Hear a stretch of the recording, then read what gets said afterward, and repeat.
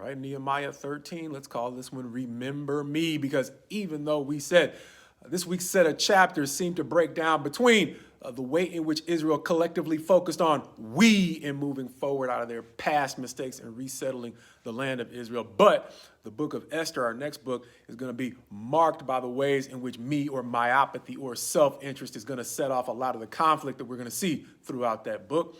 This time, Nehemiah is going to ask God to remember me, not in a myopic sense, but because of the way that he has tried to improve the condition of the entire nation. And so in chapter 13, they are going to take another step forward in fixing the mistakes they had made and resettling Israel by reading further in the law and discovering the passage that might suggest they have carved out too great a role for Moabites and Ammonites in their future success. Understanding the Moabites and the Ammonites were not among the 7 forbidden nations of the land, but they also had a history of derailing Israel's success and not being exactly happy when they succeeded. How do we know? Well, Tobiah was an Ammonite who had consistently been irritated at every sign of Israel's success. And in this chapter, he has carved out a large chamber for office space at the temple, even though he didn't necessarily want to see it built in the first place. And the chamber that he has now taken for himself is supposed to be dedicated to storing the provisions for many who do the work at the temple.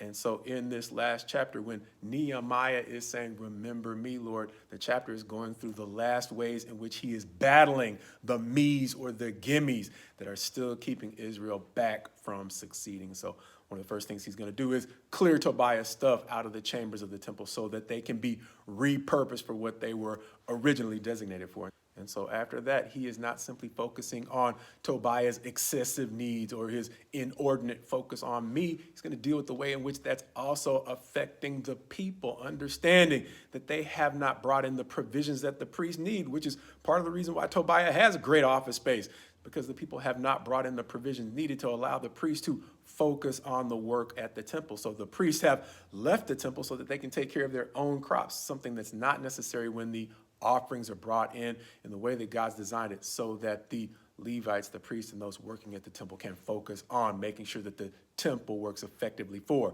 the entire nation. And so that's broken down, and Nehemiah is going to take steps to make sure that the temple is fully functional before he goes on to deal with the Sabbath and the way that they have gotten into the habit of breaking it, understanding that it would be one thing if they were simply making an individual choice. But a lot of the folks in Israel already had servants again. And so if they are working on the Sabbath, they're also affecting not only the people working for them, but the land. And when God instituted the Sabbath, he understood that whether or not it's something that we are under to this day, we are not designed to work well on a 7-day work week. God designed Israel with the Sabbath in part so that they could have the rest they needed to go back to work more effectively. How do you know? Well, because when he took them off into captivity, one of the things that he said would happen during that 70 years of rest is that the land would get the rest he had designed for it. That's all a part of that sabbatical concept. And so it's not just the people, it's the land and the animals for which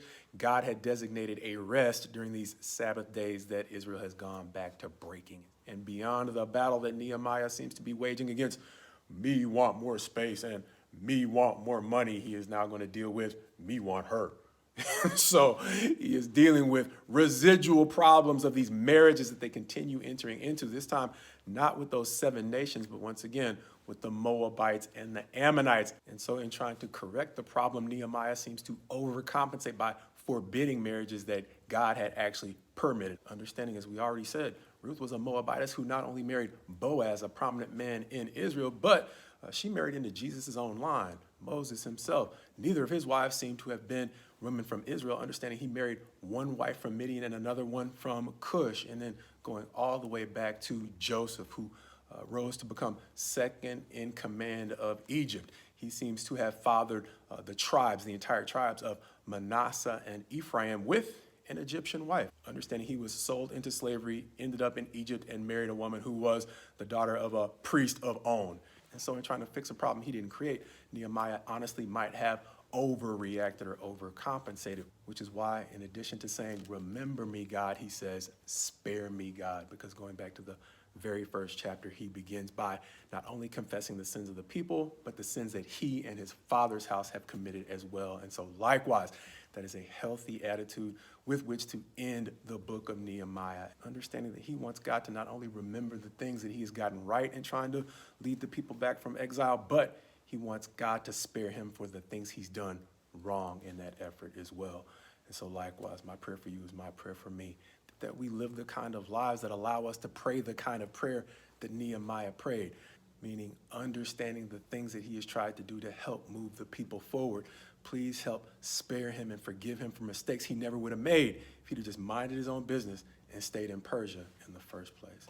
And so likewise for us, may God remember the things that we have done to help collectively move people beyond watered down success, but likewise spare us for the mistakes that we make in genuinely trying to help.